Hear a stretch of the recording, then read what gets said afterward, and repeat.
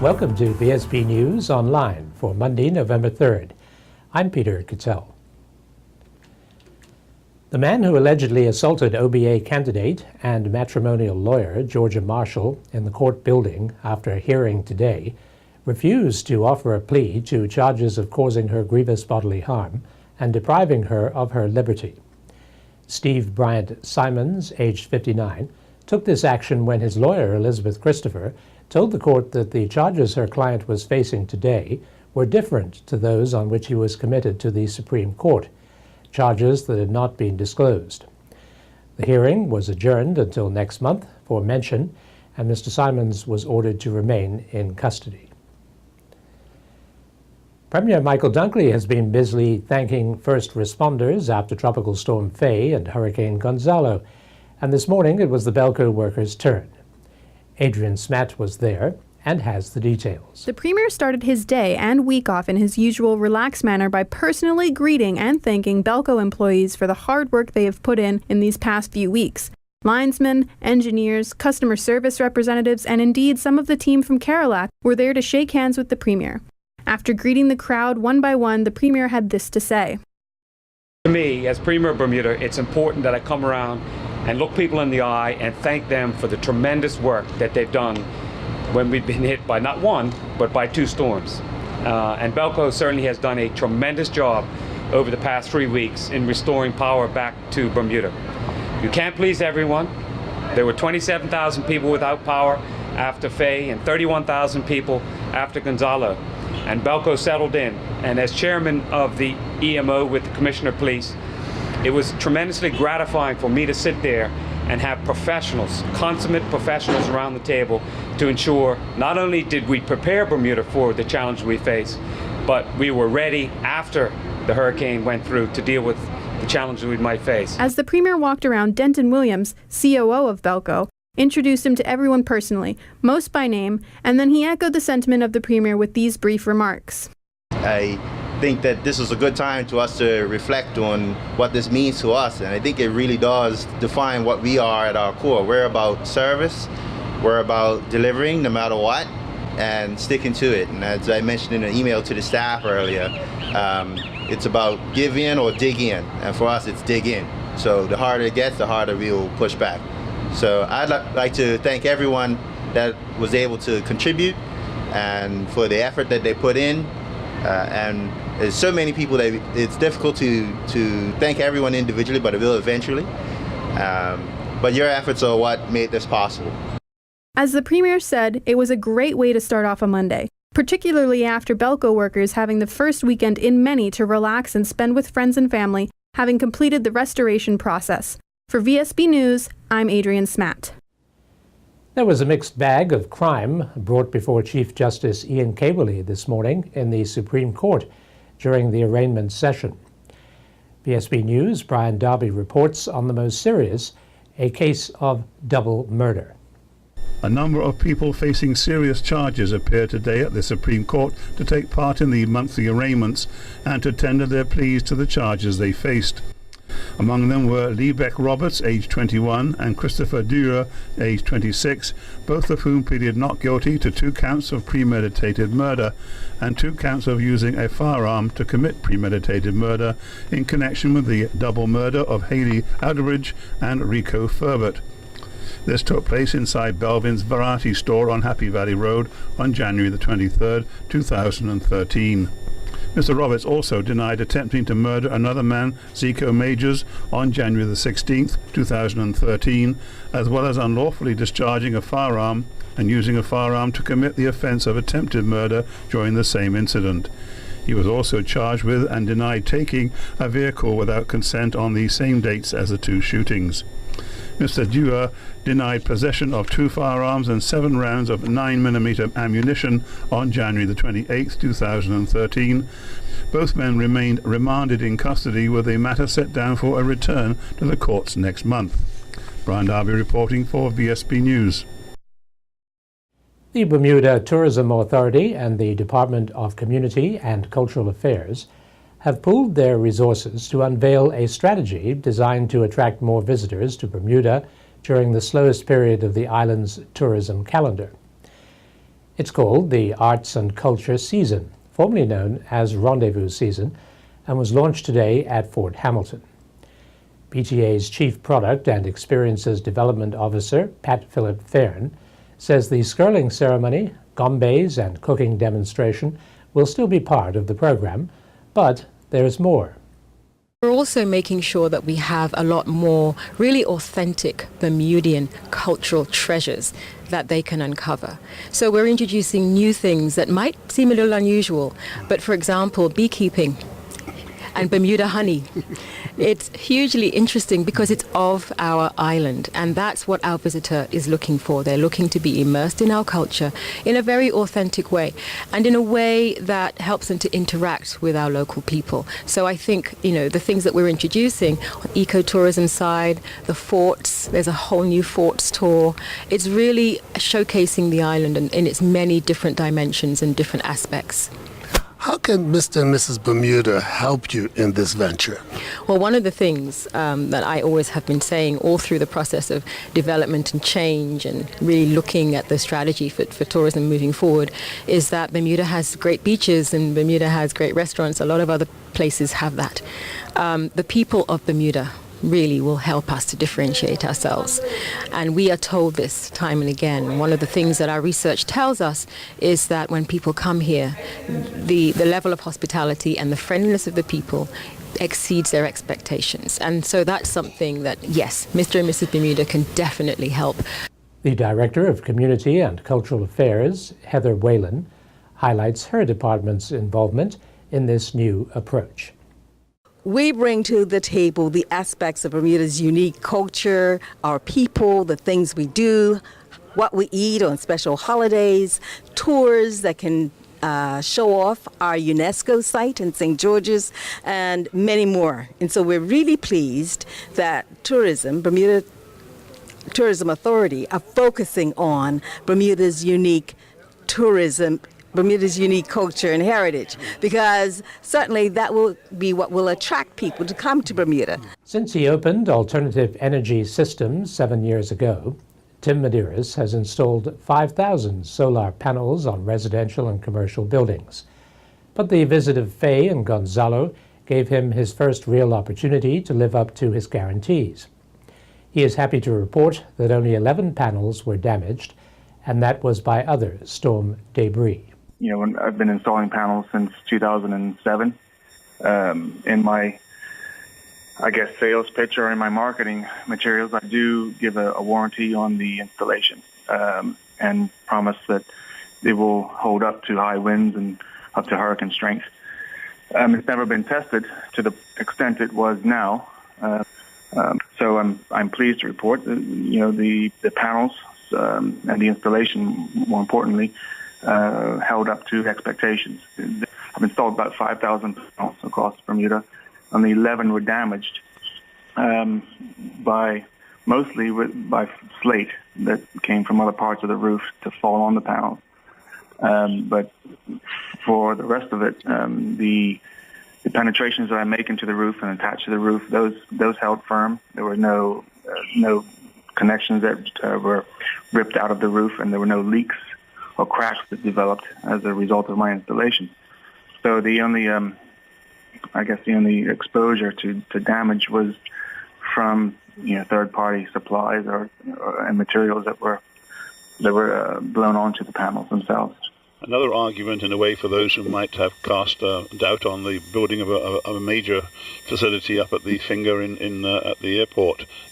Yes, exactly. That was the one of the main concerns when you put solar panels on an exposed surface. I mean, you need the exposure for the sun to be able to reach the panels and produce electricity, but the exposure also leaves you vulnerable to wind damage.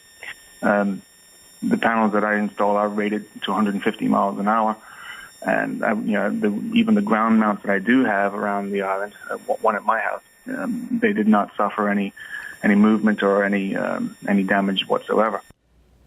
People who attend the Chew Stick shows will know exactly who you are talking about when you say that one of the stars of this weekend's Police Variety Review is rap poet O'Neill Swaby, a police detective constable in the Serious Crime Squad. He brought the house down at last year's inaugural variety show and is looking forward to delivering his remarkable poetry this Saturday at the Ruth Seaton James Auditorium. He was asked when he began writing and delivering his own brand of the spoken word. So, from maybe 6-7 years old, I've been playing with words. It's a genre, this music and words. It's taken off on its own, hasn't it? Yes. Every country in the world. Among the young, do you take this further when you're dealing with people? Do you dealing with kids out in the street? Do they get a sense that you're on their side? Yes, they love it. A lot of the time I'm on the road doing my job, sometime in serious situation, people just pass by and said, "That's the poet." Yes. That's the poet, and it break the barrier. You know, that official authority feeling break, because they identify with me as a poet, and it's a good thing, it's a good feeling. Where else do you do it apart from the variety show? I perform at True Stick. I'm also a member of the Bermuda Library Poetry Group. Yes, an independent poetry group. Yes. How long has that been going on? Well, I've been there for the past 3 years, and Really? it's before me. Yes. So someone can go there and be part of that too if they're interested. Yes. So you'll be good, I suppose, attracting your following from the people that know you're a poet. It's going to be a real surprise to those who didn't. Yes.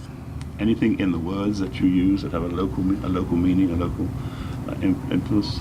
Well, for this show, and whenever I'm performing in Bermuda, I generally do things that the people can identify with.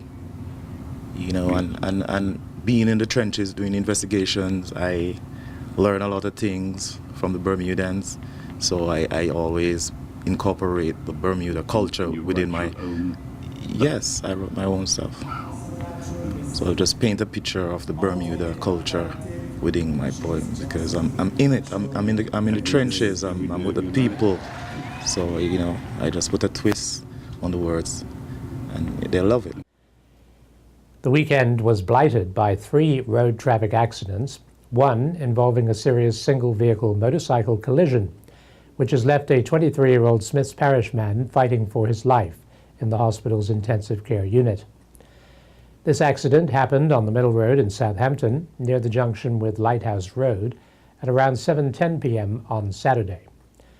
The police are requesting that any witnesses who have not yet come forward to contact the main police telephone number at 295-0011. The Bermuda police have paid tribute not only to the community, but also its youth, who chose not to engage in antisocial behavior during the past Halloween weekend celebrations. A spokesman said that there were only a few reported incidents involving throwing objects such as eggs, and there were no reported injuries and minimal damage was caused.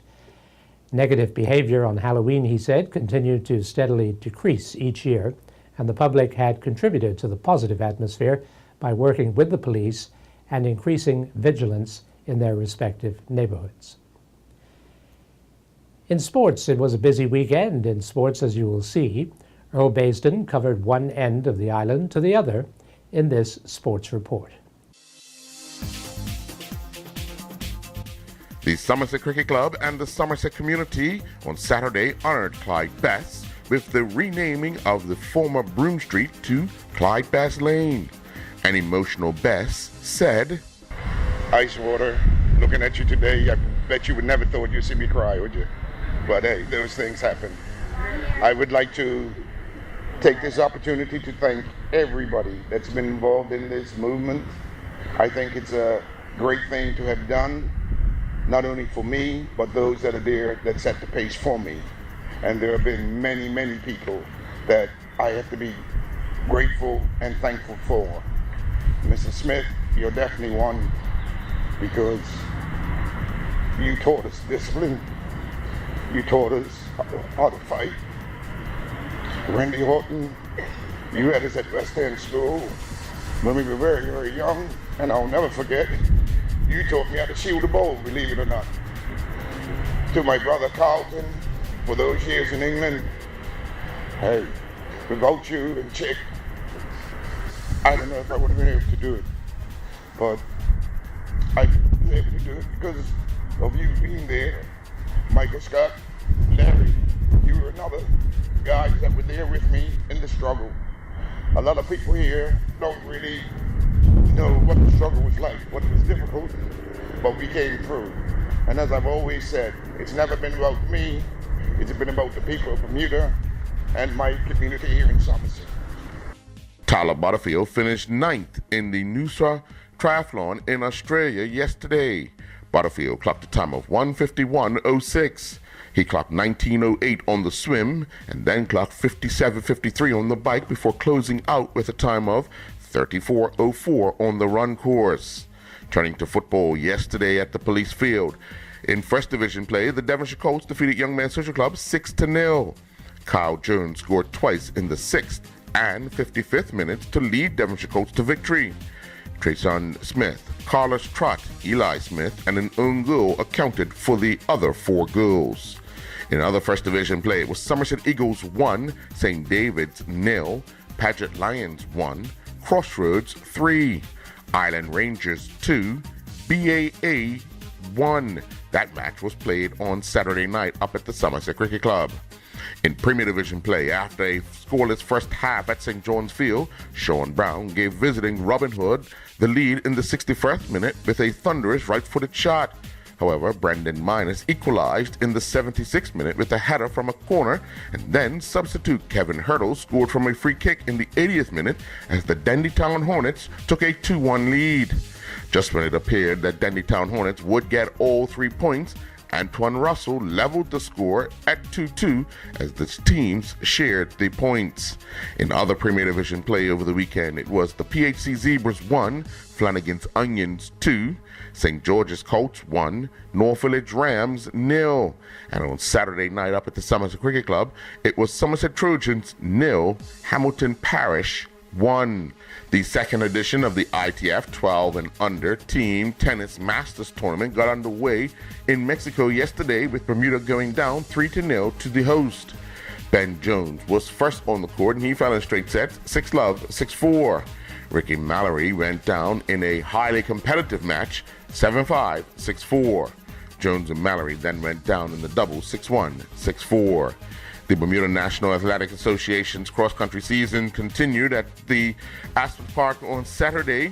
Jay Donovan won the men's masters race, crossing the line in a time of 15:46, while Omari Hart finished second in a time of 17:46. Dwayne Simons finished in third in a time of 19:39. Dan G. Fisher crossed the line in a time of 24:44 on her way to winning the women's masters race, with Audrey Darrell finishing second in a time of 28:39, and Wentworth Tucker finished third in a time of 23:58. 11 runners from Bermuda took to the streets of New York, taking part in the New York Marathon yesterday. Jeffrey Blee led the local contingent, finishing 1,982nd overall with a time of 3 hours, 16 minutes, and 12 seconds. Manuel Lopes finished 2,040th, clocking 3 hours, 16 minutes, and 39 seconds. Martin Merritt clocked 3 hours, 40 minutes, and 8 seconds on his way to finishing 6,796, while Helen Giz Coos was the first female out of the group to cross the line. She clocked 3 hours, 48 minutes, and 28 seconds on her way to finishing 9,254th. The Bermuda Netball Association's league season got underway with 4 matches at the Delwood Middle School. In the opening game, it saw the WWC Pink Panthers defeat the Data Tech Forties 45-33. Nikita Trott led the Panthers to victory with 27 goals, while Alex Doling scored 28 goals for Data Tech. In other matches, the Signwork Nets won their game 43-27 over the Young Men's Social Club Baby Bluebirds 2. Young Men's Social Club Bluebirds won 57-2 over Bermuda College. Young Men's Social Club Baby Bluebirds defeated the North Village Lady Rams 50-33. Turning to rugby, in the opening match of the Women's Touch Rugby League, the Mariners defeated the Teachers 2-0. The Mariners got tries from Heather Wermouth and Gina Newsom. The second match saw the Police and the Renegades play to a 1-1 draw. In the Huntington men's division, the Teachers and the Mariners took to the field first, with the Mariners coming away with a 14-7 win. The second game saw the Renegades defeat the Police 38-12. Big Red fell 2-1 to the Blue Jays as the YAO Fall Ball baseball season resumed at the YAO ballpark in the East End yesterday. Early on, the Blue Jays lineup had no answer for Yanis Roberts. Roberts held the Blue Jays hitless over 2 innings, allowing no earned runs, walked 5, and struck out 6. After a scoreless first half in the first women's division match of the day, Anna Aban scored a field goal in the 68th minute to earn Ravens 2 a 1-0 win over the Wildcats. In other women's division action, it was the Longtails 2, Bluebirds 2, Budgies 5, and Canaries 0. The Skippy Kick martial arts event celebrated its 27th edition at the St. John's Sunday School in Pembroke yesterday with some excellent performances. Junior Grand Champions were Stavante Young in the Novice Boys Division, Kentaro Bean in the Intermediate Boys Division, Keenan Smith in the Weapons Division, and Riley Mason. Adult Black Belt Grand Champions were Garen Wilkinson for Empty Hand and Anthony Leader for Weapons. Andrea McKee was unopposed for both forms and weapons in the Women's Division. The Salwan Island Basketball League season continued inside the Cedar Bridge Academy Gymnasium on Saturday evening.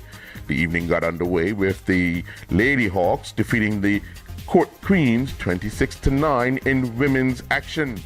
Tashay Thompson scored a game-high 7 points to lead the Lady Hawks to victory, while Tashay Gibbons scored 4 points for the Court Queens.